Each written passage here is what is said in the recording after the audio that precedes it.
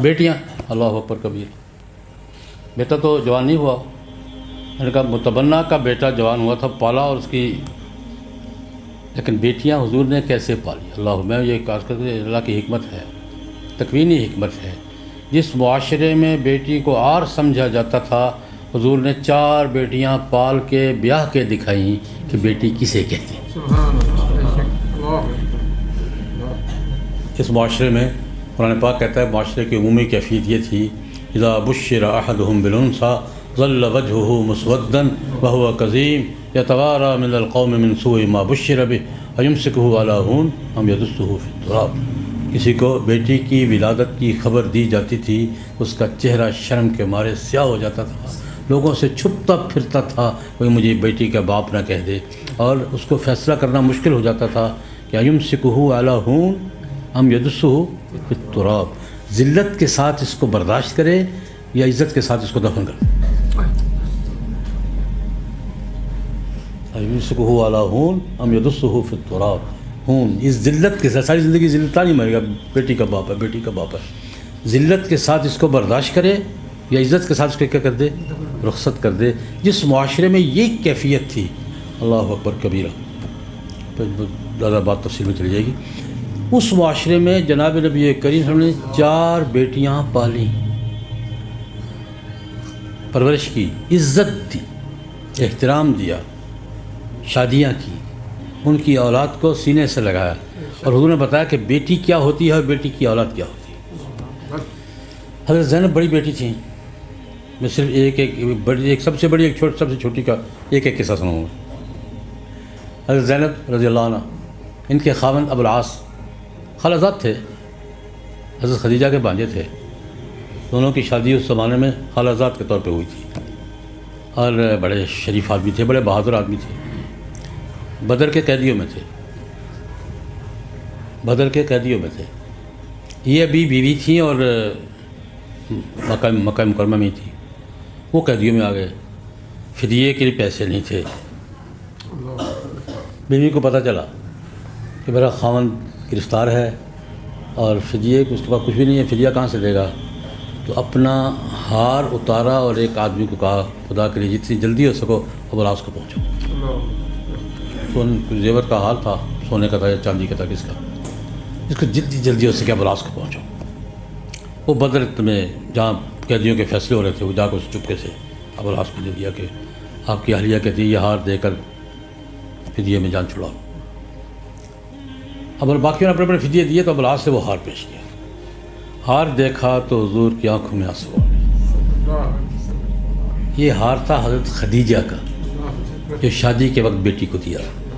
مائیں کرتی ہیں، مائیں بہت کچھ کرتی ہیں، ماں تو ماں ہے، ماں بیٹی پیدا ہوتی ہے تو ماں شروع ہو جاتی ہے، کیا جی، بیٹی پیدا ہوتی ہے تو ماں اس کے بعد اس کی شادی تک کوئی نہ کوئی چیز سنبھالتی رہتی ہے، یہ بھی رکھ لو، یہ بھی رکھ لو، یہ بھی رکھ لو، اس کے کام آئے گا، اس کے کام آئے گا۔ تو ہار دیکھا حضور نے، حضور کی آنکھوں میں آنسو آ گئے، حضرت خدیجہ یاد آ گئی۔ حضور ایسی بات کیا نہیں کرتے تھے لیکن کی، صحابہ سے کہا یاد رکھ دیکھو بات سنو، یہ زینب کے پاس اس کی اماں کی نشانی ہے خدیجہ کی، اجازت ہو تو یہ واپس کر دو۔ کیا صورت میں کوئی اعتراض نہیں ہے، وہ حال واپس کیا، فدیہ نہیں آیا، فدیہ کو واپس کیا۔ یہی ابوالعاص ایک دفعہ گرفتار ہو کر مدینہ آ گئے، یہ تو بدر کے قیدی تھے نا بعد میں۔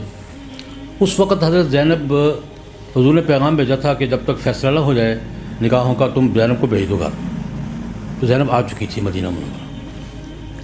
اب حضور زینب اندر گھر میں ہے، پتہ چلا کہ ابوالعاص گرفتار ہو کر آیا۔ گرفتار لوگوں کے بارے میں اس زمانے میں ضابطہ یہ ہوتا تھا کہ ان کو مسجد کے ستون سے باندھ دیتے تھے، 1 دن 2 دن 3 دن، جب تک فیصلہ نہیں ہو جاتا تھا ستون سے باندھ دیتے تھے، اور فیصلہ پھر ہوتا تھا تو پھر قتل کرنا، قیدی قتل بھی ہو سکتا تھا، چھوڑا بھی جا سکتا تھا، فدیہ بھی ہو سکتا تھا، سارے آپشن موجود تھے۔ پتہ چلا زینب کو کہ میرا خاوند گرفتار ہو کر آیا، مسجد کے ستون سے بندھا ہوا ہے۔ رات گزاری، فجر کی نماز کے وقت مسجد میں آ گئی، حضور نماز پڑھ کے فارغ ہوئے، نماز پڑھ کے فیصلے کرنے ہوتے تھے، تو نماز پڑھ کے فارغ ہوئے، مقتدی جب رخ کر کے بیٹھے تو دروازہ، یا رسول اللہ اس قیدی کو میں نے پناہ دے دی ہے، رجب تو حاضر رسید. اور قاعدہ یہ ہے کہ عام سپاہی بھی اگر کسی مجرم کو پناہ دے دے تو اس کو قتل نہیں کیا جا سکتا. بیوی نے کافر کو قتل ہونے سے بچایا خاوند. یہ قاعدہ ہے, آج بھی قاعدہ یہ ہے کہ عام سپاہی بھی کسی کو پناہ دے دینا تو اس کو قتل نہیں کر سکتے. یا رسول اللہ, اس قیدی کو میں نے پناہ دے دیا, اب آقا اجرنا من اجرتے, جس کو تو نے پناہ دے دی ہم نے بھی دے دی, چھوڑ دو بھائی, کھول دو اس کو, جاؤ. وہ بھی ابوالعاص تھا, وہ بھی حضور کا داماد تھا, ابوالعاص تھا. باہر نکلے, گئے سیدھے مکے جا کر لوگوں سے کہا دیکھو بھائی میں قیدی ہو کر گیا تھا, محمد صلی اللہ علیہ وسلم نے چھوڑ دیا ہے, آزاد ہو گیا آیا ہوں. میں وہاں بھی کلمہ پڑھ سکتا تھا لیکن ابوالعاص ہوں. میں اپنے ذمہ یہ بات نہیں رہنا چاہتا تھا کہ قیدی حالت میں کلمہ پڑھا ہے. فیصلہ میں نے کر لیا تھا, اعلان تمہارے درمیان کر رہا ہوں, اشہد ان لا الہ الا اللہ. بہادر آدمی بہادر ہی ہوتا ہے, جام جو دلیل آدمی دلیل کہتا ہے کہ یہ اعلان یہاں حرم میں کر رہا ہوں, اشہد ان لا, کلمہ پڑھا. کہا کہ کل صبح میں نے جانا ہے, تو میں وقت بتا رہا ہوں, جس میں ہمت ہے روک لے. جس سے کوئی لین دین ہو کر لے میرے ساتھ, کل صبح میں نے ہجرت کر کے مدینہ منورہ چلے جانا ہے. جس کی ہمت, جس نے روکنا ہے روک لے, جس نے قرضہ ورضہ کوئی چیز لین دینی ہے میرے کر لے. رات یہیں ہوں مکے میں ہی, کل صبح نکلوں گا. پھر ہجرت کر کے تشریف لے آئے. میں ایسا کہتا ہوں جناب نبی کریم صلی اللہ علیہ وسلم بیٹیوں کو یہ عزت بخشی. حضرت سیدہ فاطمہ رضی اللہ تعالیٰ عنہ, حضرت علی کرم اللہ وجہ, بڑے واقعات ہیں. بخاری شریف کی روایت ہے, ایک دن حضور بیٹی سے ملنے گئے, علی گھر میں نہیں تھے. تمہارا چچا زاد کدھر ہے, وہ تمہارا خاوند کدھر ہے؟ یا رسول اللہ کو جھگڑا ہو گیا تھا تو ناراض ہو کے چلے گئے. مسجد میں پڑے ہوں گے, سوئے ہوئے ہوں گے. ہمارا کو آپس میں بھی ہو گیا, ہو جاتا ہے, ہوتا ہے, یہ فطری بات ہے. یا رسول اللہ کو جھگڑا ہو گیا تھا ہمارا, تو وہ ناراض ہو کے چلے گئے, شاید مسجد میں سوئے ہوئے ہوں گے.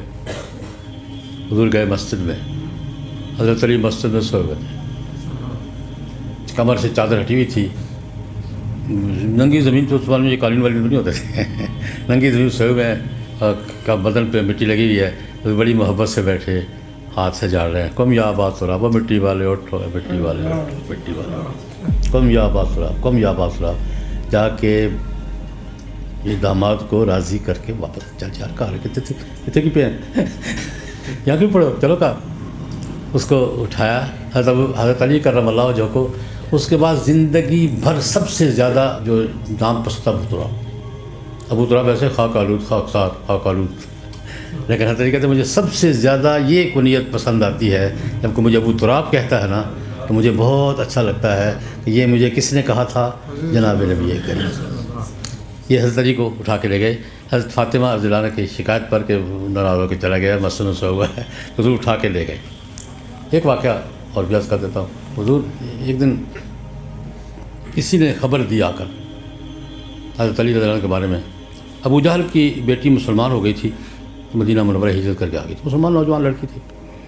تو خبر مشہور ہوئی کہ حضرت علی اس سے نکاح کرنا چاہتے ہیں. حضرت فاطمہ تک پہنچی بات تو پریشان ہوئی, فطری بات ہے اور پریشان ہوتی ہے. پھر ابو جہل کی بیٹی, ان دونوں نے وہ دور اکٹھے دیکھا تھا, 11-13 سال کا اذیت کا دور. حضرت فاطمہ نے ابو جہل کے ہاتھوں نبی کریم صلی اللہ علیہ وسلم کے ساتھ وہ 13 سال کا اذیتوں کا اپنی آنکھوں سے دیکھا تھا. وہ اوجڑی جو حضور پہ ڈالی تھی فاطمہ نے آ کے ہٹائی تھی, تو اوجڑی ڈالی, وہ آنکھوں سے دیکھا تھا. تو یہ خیال ہوا کہ میرا گزارا نہیں ہوگا, ابو جہل کی بیٹی کے ساتھ میرا گزارا نہیں ہوگا. پچھلی باتیں یاد آئیں گی خواہ آپس میں. تو جا کے حضور سے یا رسول اللہ یہ پتہ چلا ہے کہ آپ کا عمزاد ابو جہل کی بیٹی آئی ہے, اس سے شادی کرنا چاہتے ہیں. تو آپ کو بیٹیوں کا خیال بھی کیا کرتے ہیں, جملہ کہا, آپ کوئی بیٹیوں کا لحاظ بھی خیال بھی کیا کرتے ہیں کہ نہیں؟ بیٹی باپ سے کہہ رہی ہے, بیٹی آپ کوئی بیٹیوں کا خیال بھی کیا کرتے ہیں کہ نہیں؟ تو حضور نے جا کے فرمایا کہ نہیں بھائی, چھوٹے میں اعلان کیا کہ نہیں, نبی کی بیٹی اور ابو جہل کی بیٹی ایک گھر میں نہیں آئی, یہ نہیں ہو سکتا. اس کے معاشرتی اسباب تھے کہ یہ نہیں گزارا نہیں کر سکے گی. خیر, تو میں نے کہا جناب نبی کریم صلی اللہ علیہ وسلم کا اپنی بیٹیوں کے ساتھ اس محبت کے ساتھ، اس پیار کے ساتھ حضرت فاطمہ رضی اللہ عنہا کے بارے میں آخری بات جو حضور کے آخری دن کی بات ہے، یہ ایک آدھ دن پہلے کی بات ہے، عجیب سی بات ہے، بخاری کی روایت ہے یہ بھی۔ حضور بیمار ہیں، بیٹی پتہ لینے آئی، اس وقت تک باقی تینوں فوت ہو چکی تھی۔ حضور کے وفات کے وقت ایک ہی بیٹی زندہ تھی، وہ بھی 6 مہینے رہی بعد میں حضرت فاطمہ۔ بیٹی آئی ہے، ابا جی کا حال پوچھنے آئی ہے۔ حضور اٹھ کے بیٹھ گئے، سر پہ ہاتھ پھیرا، بٹھایا پاس، جیسے باپ بیٹیوں کو بٹھاتے ہیں۔ بیٹھے بیٹھے حضرت عائشہ کہتی ہیں رضی اللہ عنہ، حضور نے فاطمہ کے کان میں کوئی بات کہی تو فاطمہ رونے لگ گئی، ہزاروں قطار رونے لگی۔ تھوڑی دیر کے بعد پھر حضور نے قریب کر کے کان میں بات کی تو خوش ہو گئی۔ اب پتہ نہیں کیا کہا، کان میں کہا تھا نا، پتہ نہیں کیا کہا۔ جب وہاں سے فارغ ہوئی تو میں نے الگ بلا پوچھا، بیٹا حضور کیا کہہ رہے تھے؟ میں نے کہا اماں جی ابا جی نے کان میں کہا تھا۔ ابا جی نے یہ بات جو کان میں کی جائے وہ کیا ہوتی ہے؟ راز ہوتی ہے۔ نہیں بتاؤں، نہیں بتایا۔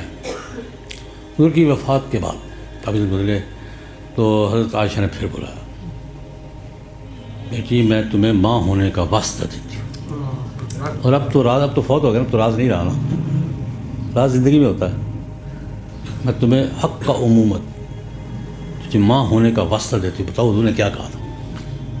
کہتے ہاں اب الان اب بتاتی ہوں آپ کو۔ حضور نے مجھے کان میں کہا تھا کہ فاطمہ میں شاید ایک آدھ دن اسی بیماری میں جا رہا ہوں۔ بیٹی کو باپ کی وفات کی اطلاع ملے تو بیٹی کیا کرے گی؟ بیٹی بیٹی ہوتی ہے، یہ فطری بات ہے۔ باپ کے ساتھ جتنا تعلق بیٹی کا ہوتا ہے دوسروں کا نہیں ہوتا، بیٹی بیٹی ہوتی ہے۔ دونوں پسار ہونے لگے۔ تھوڑی دیر کے بعد حضور نے کہا پریشان ہو رہی زیادہ، تو کان میں کہا بیٹی میرے پاس سب سے پہلے تم میرے پاس آؤ گی۔ خوش ہو گئی۔ یہاں ایک لمبی بحث چلتی ہے حضرات صوفیاء کرام کے ہاں، علم معرفت والوں کے ہاں، کہ حضور نے اپنی وفات کی خبر دیا تو بیٹی رونے لگ گئی ہے، اور بیٹی کو اس کی وفات کی خبر دی ہے خوش ہو گئی ہے۔ یہ صوفیاء کرام اس میں بڑی لمبی بات، بڑے مزے لے لے کے بات کرتے ہیں، حق بھی ہے یار۔ حضور اپنی وفات کی کہہ رہے ہیں تو رونے لگی، اس کا تو بھی مرنے والی ہے، تو یہ خوش ہو گئی ہیں۔ یہ باپ بیٹی کا معاملہ تھا۔ تو جناب نبی کریم صلی اللہ علیہ وسلم نے اس محبت کے ساتھ، اس پیار کے ساتھ، اس اعتماد کے ساتھ اپنے گھر کے ماحول کو چلایا ہے۔